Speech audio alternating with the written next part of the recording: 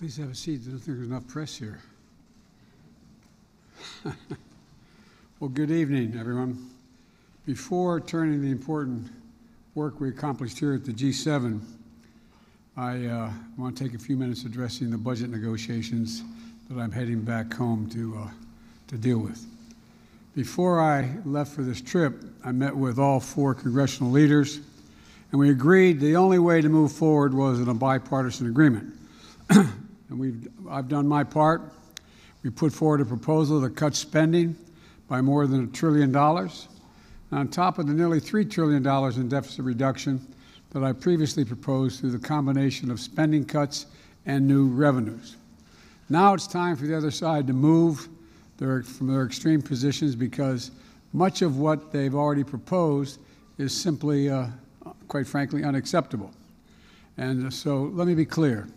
I'm not going to agree to a deal that protects, for example, a $30 billion tax break for the oil industry, which made $200 billion last year. They don't need an incentive of another $30 billion, while putting health care of 21 million Americans at risk by going after Medicaid.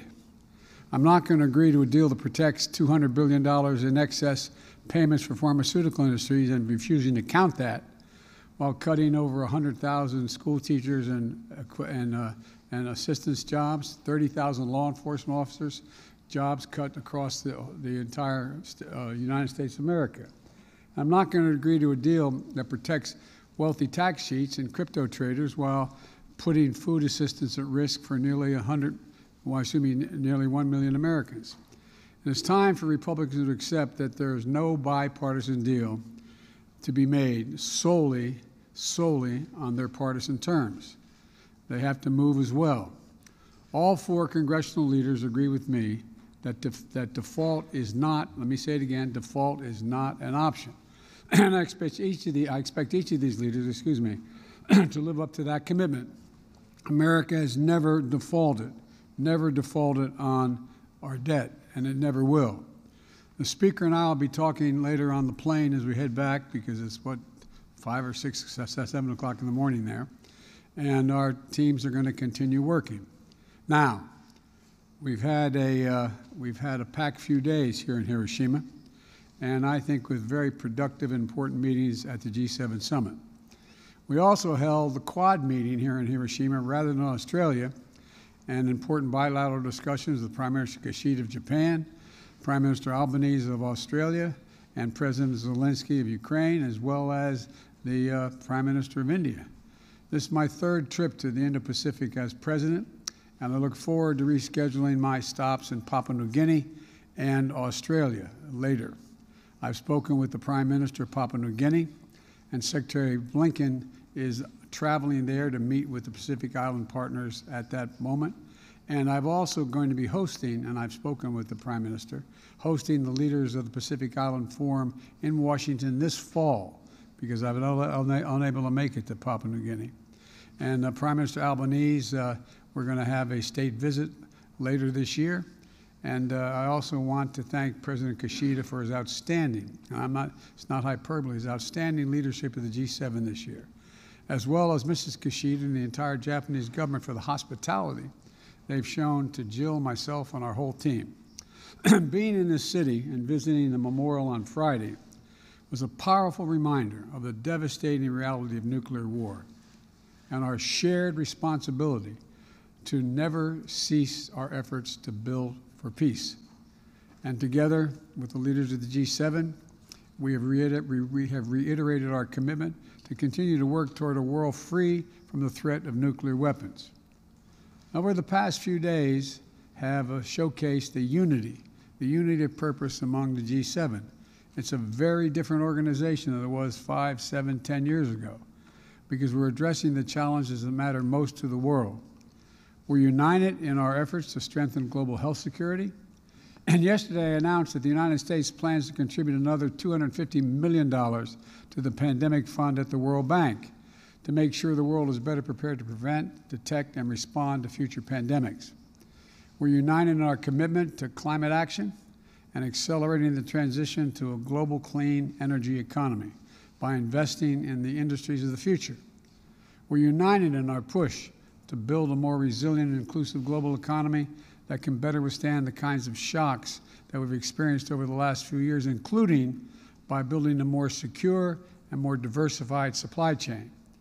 Through the Partnership for Global Infrastructure and Investment, which we launched last year at the G7 summit in Germany, we've addressed the infrastructure needs that are holding back too many low and moderate income countries, particularly in the global south. The United States has already mobilized more than $30 billion in PGII projects around the globe, a significant step toward our collective pledge of the G7 to mobilize $600 billion in investment by 2027. And we resolved to reform the multilateral development banks to give them more flexibility and better able to fight poverty by helping respond to global challenges. Now, we're also united in our approach to the People's Republic of China. And the joint statement released yesterday outlines the shared principles we've all agreed at the G7 and beyond in dealing with China. We're not looking to decouple from China. We're looking to de-risk and diversify our relationship with China.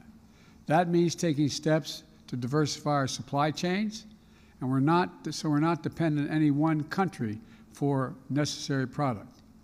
It means resisting economic coercion together and countering harmful practices that hurt our workers. It means protecting a narrow set of advanced technologies critical for our national security. And those elements are all agreed on by the G7.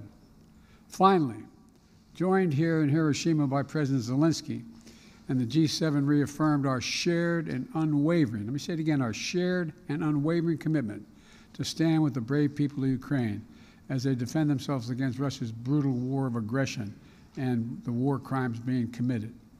Together with our partner countries, we reiterated the need for a just peace that respects Ukraine's sovereignty and territorial integrity, both core principles of the UN Charter.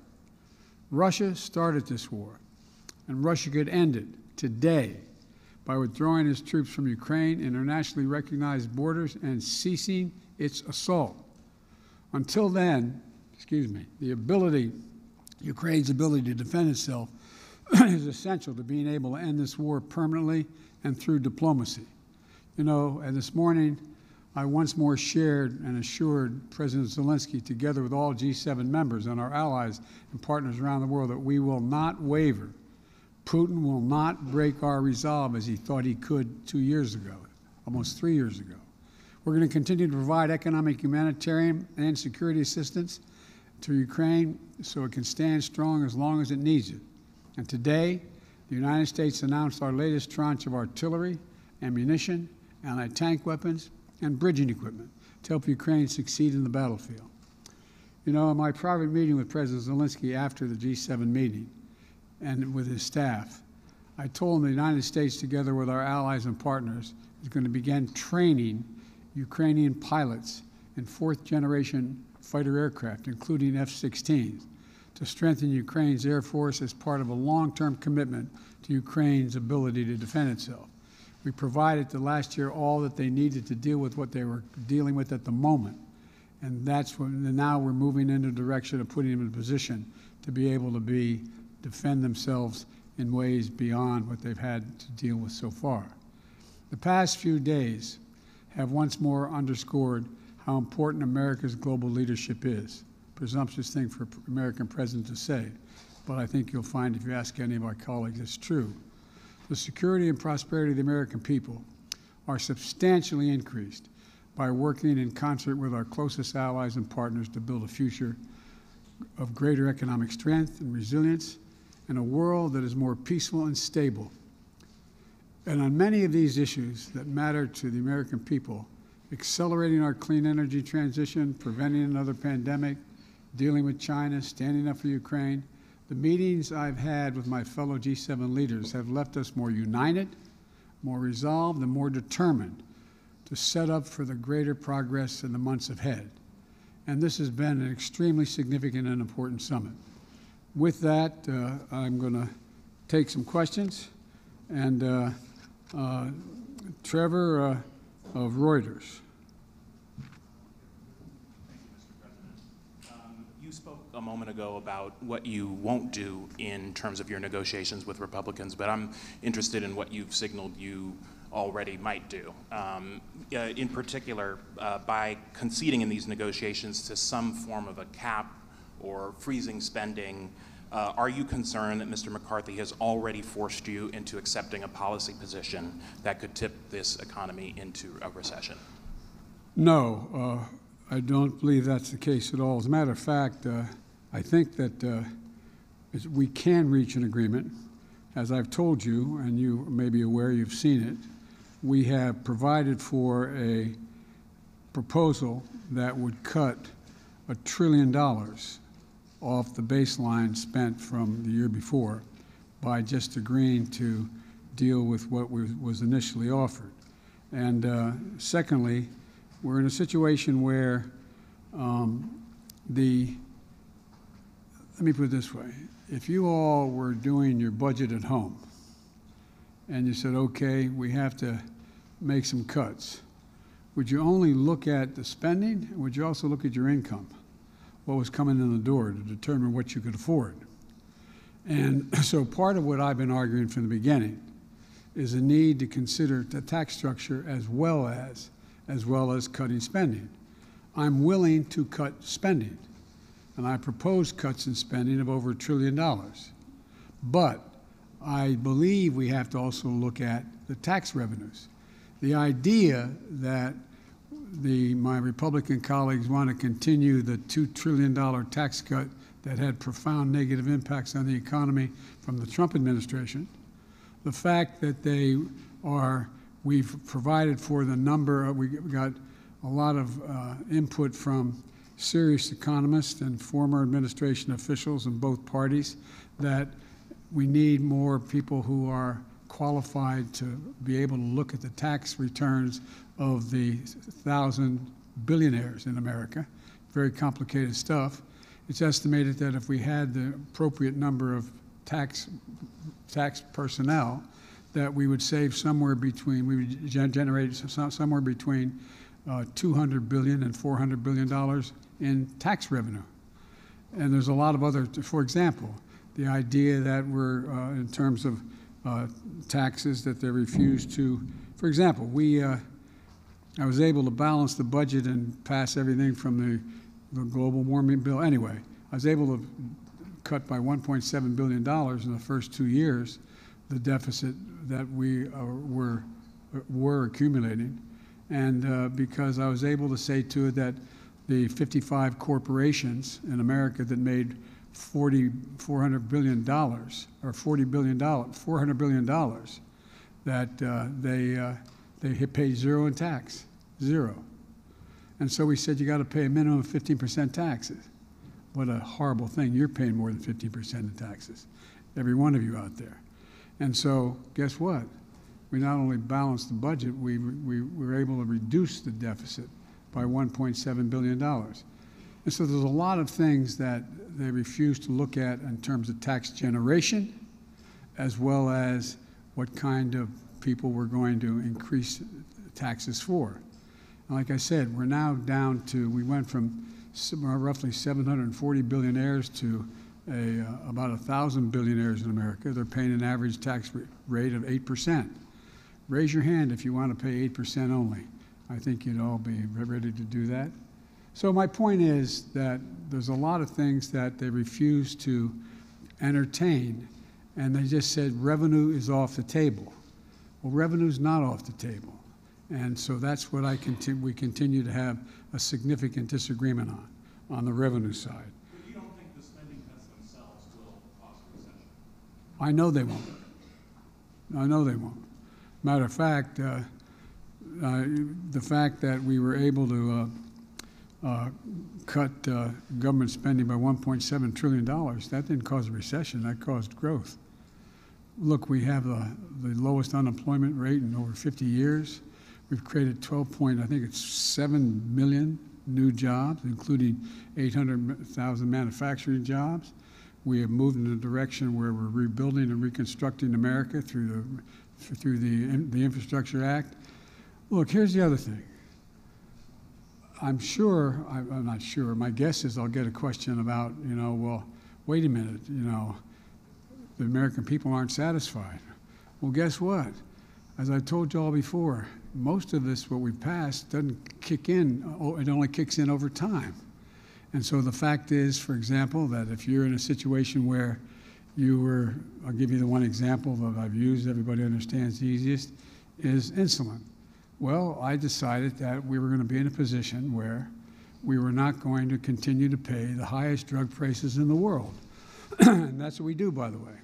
Same manufacturer of a drug in the United States, selling it here in Japan, selling it in Tokyo, or selling it in Berlin, or selling it around the world, they pay a lot less than we pay at home.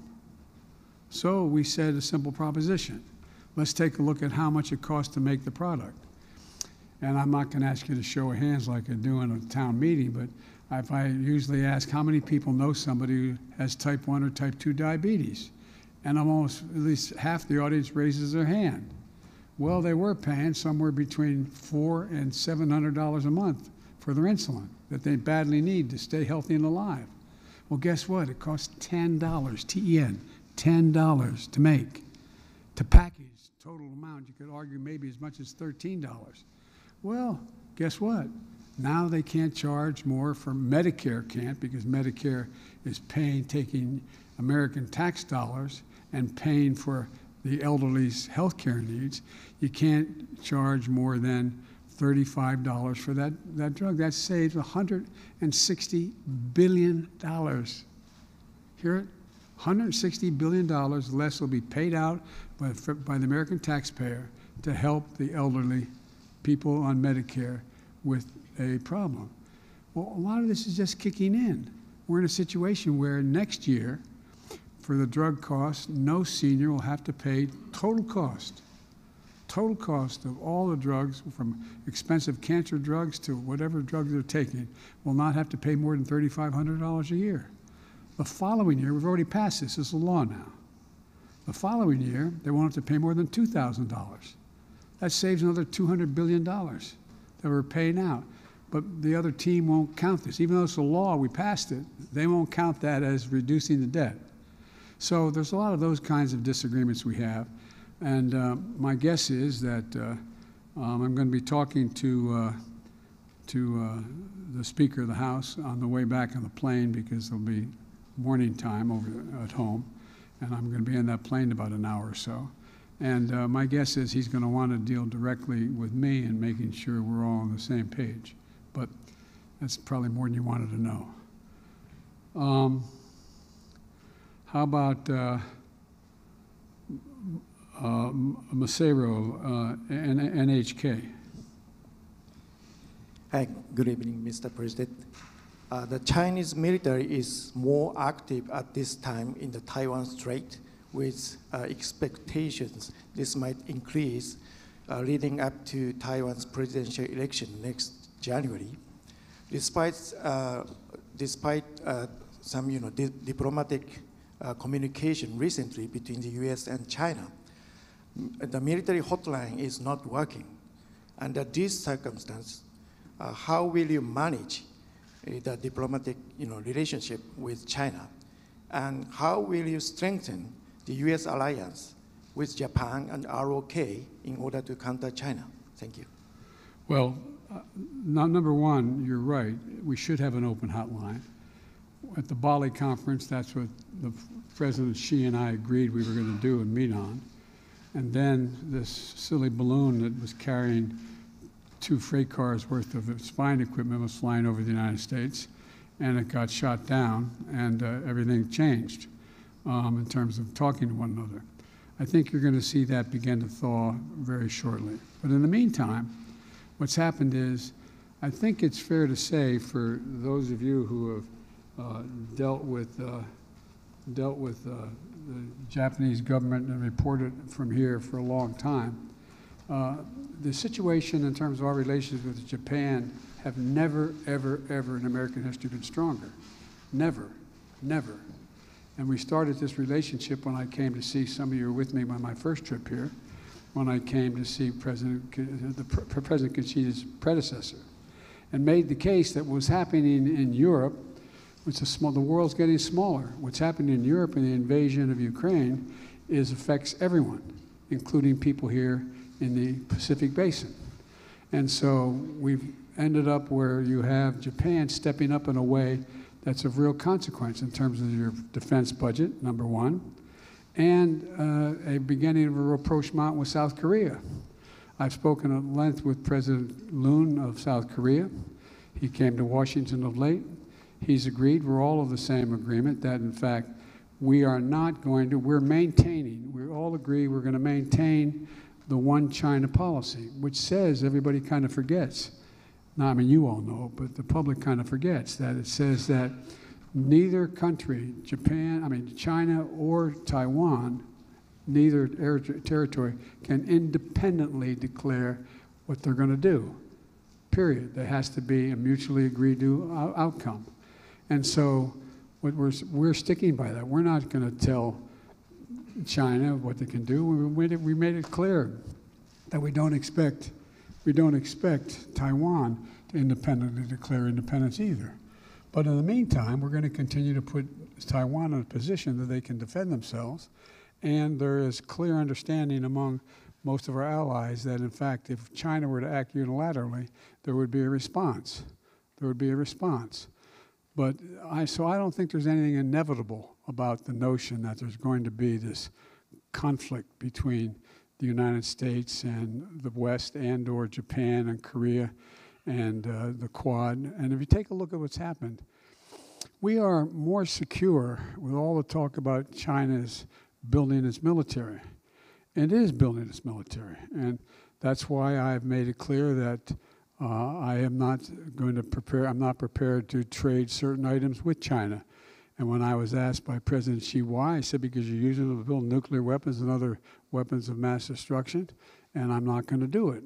And we've now got commitment from all of our allies. They're not going to either provide that kind of material that allows them to do that. But that's not a hostile act. That's an act that says we're going to make sure that we do everything we can to maintain the status quo ante. And what's going on now is, look at the meeting we had here today and yesterday, the Quad. I bet you, maybe some of you thought it, but I doubt many people in this audience or any other audience would have said that 2 years after being elected, I'd be able to convince India, Australia, Japan, and the United States to form an organization called the Quad to maintain stability in the Indian Ocean and the South China Sea. Well, when asked by the Prime Minister, by President Xi why we were doing that, I said, simple. We have an international organizations have agreed upon what constitutes open airspace and sea space. And we're not going to allow that to be unilaterally altered, period. We're not changing any rules. We're just making sure that we unite democracies in the conviction that the Pacific Basin remains what it was before, open and clear. So I guess what I'm saying is, I don't guess what I'm saying, what I'm trying to say is I think we're more united than we've ever been in the Pacific in terms of maintaining stability and maintaining a sense of security. So I'm not sure that answers your question, but I hope it does. If it doesn't, do you want to follow up with any portion of that question? Well, how about, if you don't want to follow, how about Anne Marie at Bloomberg, TV and radio? Thank you, Mr. President. You just said, I'm willing to cut spending. Speaker McCarthy says that the U.S. government needs to spend less next year than they did this year. So will you agree to that? And on China, your team has been trying to secure meetings with their Chinese counterparts. Would you consider easing some sanctions to improve relations, like the sanctions that are currently on China's defense minister? Thank you. Yes and no. No, I'm not going to ease the sanctions, but yes, I think we should. On the front end of your question is that there's a lot that is going on relative to spending. And we have agreed to cut spending. We've cut spending, and we're going to continue to cut spending. But the question is, what base do you start from? Initially, if you remember when the Republicans introduced when the Speaker, by I guess a 4 or 5 vote majority, was able to pass what he calls extending the debt with a limitation on what you had to do to expend it in terms of the budget side. I said, I'm not going to negotiate on whether you extend the debt. I will negotiate on the budget. On the budget side of the equation, they came along and said initially, it was hard to determine where they are, quite frankly. And I don't know, you all may know more from questioning them than I do. But they came along and said, we're going to move off of the 2023 budget. And that's the baseline we're going to use for the next 2 years, that budget. And I said, well, what about what you all just voted on after the budget, which was the add-on money that you all agreed to and the House and Senate voted for? And they said, well, that includes that as well. I said, okay, well, then we may be able to work on something. So we started calculating what that would mean in terms of it came to a 22% cut for everything in the budget, but the things that have already been passed, the 5 big initiatives I've already passed in terms of infrastructure, the Affordable Care Act, et cetera. But in the meantime, what happened is that that seems to be changing. They said, well, we're going to exempt. Remember we said that, well, you're going to cut veterans because 20 said everything, that's discretionary budget. So no, we're not going to cut veterans. Okay, that's good. And initially they started off, they're going to cut Medicare, Medicaid. I said, whoa, whoa, whoa, no, I mean not Medicaid, Social Security and Medicare. They said, no, no, no, no. First time I ever had a negotiation in a State of the Union message. But they said, no, we're not going to cut that. Okay, well, that's off the radar. What else is off the radar? And they named some other things. And I said, well, that means if you want to get the number you wanted from freezing the budget at 2023 plus the additions you added, then it means you're going to go from 22%, you're going to end up cutting 30% or 35% discretionary budget. For example, if you calculate what they're talking about, they're going to lose 100,000 teachers and assistants. They're going to lose thousands of police officers across the board. I mean, just calculate what it means if you take all discretionary spending and you make no distinctions other than what the percentage number of the cut is. And some of it makes absolutely no sense at all. And so what we've done is we're going to have to sit down. I'm hoping that Speaker McCarthy is just waiting to negotiate with me when I get home, which has been, I don't know whether that's true or not. We'll find out. But at first we weren't making progress. Then we made a lot of progress. And then all of a sudden they came back with a proposal that was very cut back from where they had agreed or discussed. And now I don't know where we gave a counter proposal to the counter again. I know this sounds ridiculous, but that's what we did. And I'm waiting to hear the response to what we have offered. We are willing to cut spending as well as raise revenue so people start paying their fair share. Again, if this were a town meeting, and ask, raise your hand if you think the tax structure is fair, remotely fair. What do you think? Anyway, so that's the context.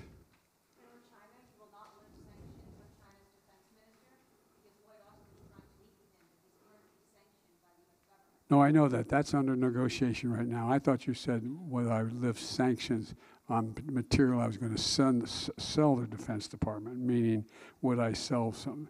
The answer, that's under discussion. Jim Tankersley, New York Times. Hi, Mr. President, thank you. Oh. You speak a lot at these summits about the power of democracies to solve big problems. But I'm curious, in these meetings with world leaders, how are you explaining the possibility that American democracy could cause a global financial crisis if the debt limit is breached next month? And I'm wondering if you are offering them assurances that whether it's by invoking the 14th Amendment or anything else, you will take whatever steps you need to make sure that doesn't happen.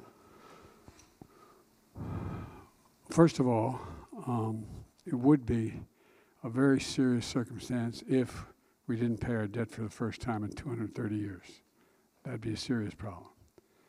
So far, there's been very little discussion, and they all know what's going on, about whether or not we're going to default on our debt. Number two. Number three, I can't guarantee that they wouldn't force a default by doing something outrageous. I can't guarantee that. Number four, I'm looking at the 14th Amendment as whether or not we have the authority. I think we have the authority. The question is, could it be done and invoked in time that it would not be appealed and as a consequence past the date in question and still default on the debt? That's a question that I think is unresolved. And so the point is, I'm hoping and I believe that when we sat in the room with all the leaders from Mitch McConnell on, and they said, we will not default, period. We will not default. That's what all, including Kevin McCarthy, said, we will not default. And so I'm assuming that we mean what we say, and we'll figure out a way to not have to default.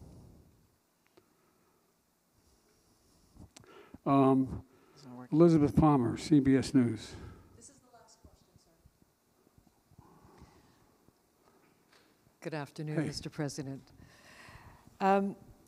What has President Zelensky told you about the big counteroffensive? And maybe you can start by telling us whether it's actually underway or not. And I'd like to ask you about the F-16s. You've greenlit them now. Jake Sullivan said arms and equipment go to Ukraine according to what he called the exigencies of the conflict. So what exigency now exists that didn't exist that demands these planes? Well, I'll tell you exactly when they're going to move, exactly where they're going to go. He told me, come on, God love you. Even if I knew precisely, you think I'm going to tell you what they're going to do in terms of their offensive? Well, I hope I wouldn't do that, because that would mean it wouldn't succeed. But the fact is that we did discuss privately I did discuss with Zelensky let me put it this way. We and our NATO allies know how many brigades they have trained, know what the status of those brigades are, and have an expectation as to what their likelihood of succeeding are. We don't know that for certain. War is uncertain. War is uncertain, to state the obvious. So, and it will proceed. I can't, even if I think I do know, but I'm not going to tell you because that would not be a smart thing to do either. So having said that, the expectation and hope is that they will be successful in that it'll make it clear to Russia that the cost, for example, Bakhmut. Bakhmut is a discussion about whether or not it's been lost or whatever. And well, the truth of the matter is the Russians have suffered over 100,000 casualties in Bakhmut. It's hard to make up. It's hard to make up. So whether or not there are troops in Bakhmut occupying, there's not many buildings left standing in Bakhmut. It's a pretty devastated city. But they have been able to move in a direction that they've been able to lock down an awful lot of the Russian forces, including the Wagner group. So with regard to the F-16s, F-16s would not have helped in that regard at all. It was unnecessary. For example, let's take just Bakhmut, for example. Would not have any additional added consequence. But what's happened is, since the provision of everything from the significant missile defense systems, tanks, sophisticated tanks, and like all the things that were of consequence in the near term in the Donbass area and where the fighting was taking place, they now have all that equipment. There's a little bit still coming, but have all that equipment. What's going to happen, though, is if they continue to do well, they're going to be in a situation where you're going to have the Russians being able to stand off at a greater distance from maintaining their headquarters and other things which are out of range of certain of the existing capacity they have. And they have to be able to be in a position where now those fighter jets, those F-16s, make a big difference in terms of being able to deal with what is coming down the road. And God willing, and we don't know this, if they're successful and there ends up being an accommodation where there is not a ceasefire, but there is a peace agreement that gets worked out, that they'll have the capacity to have confidence in their ability to resist response by the Russians if they were to change their position. So that's the essence of the difference. Was there another part of the question?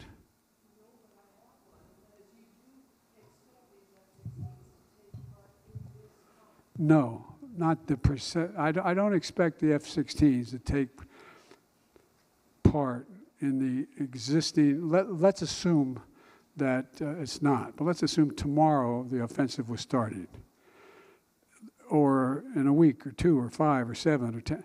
It's not highly unlikely they would take place in that context, but it will take place in the context if they're successful in the near term. They're going to then continue to have to fight with the Russians who have headquarters beyond where they are now, not able to reach by the existing capacity that exists in their arsenal. So it's a different need, just like the tanks weren't needed in the beginning, but they're needed now. And so that's the nature of the change.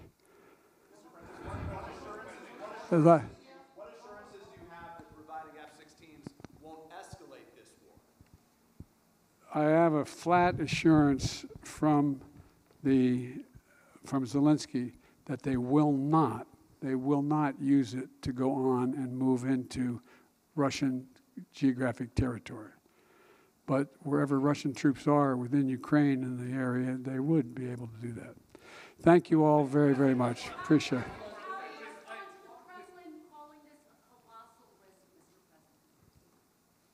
It is for them. Mr. President, on the debt limit, you said already, I've done my part. Do you think that if there is a breach, nobody is going to blame you? Of course, no one will blame me. I know you won't. You'll be saying Biden did a wonderful job. I know you. Would you be blameless in a default situation? On the merits, based on what I've offered, I would be blameless. On the politics of it, no one will be blameless. And by the way, that's one of the things that some are contemplating. I actually had, well, I got to be careful here. I think there are some MAGA Republicans in the House who know the damage that it would do to the economy. And because I am president and presidents are responsible for everything, Biden would take the blame, and that's the one way to make sure Biden's not reelected. Thank you. Thank you, everybody.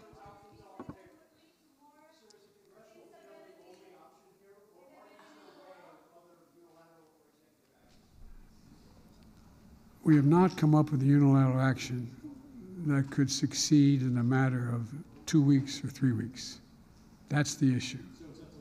So it's up to lawmakers. But my hope and intention is when we resolve this problem, I find a rationale to take it to the courts to see whether or not the 14th Amendment is in fact something that would be able to stop it. Thank you. The press conference has concluded. Thanks, everybody. Thank you, everyone.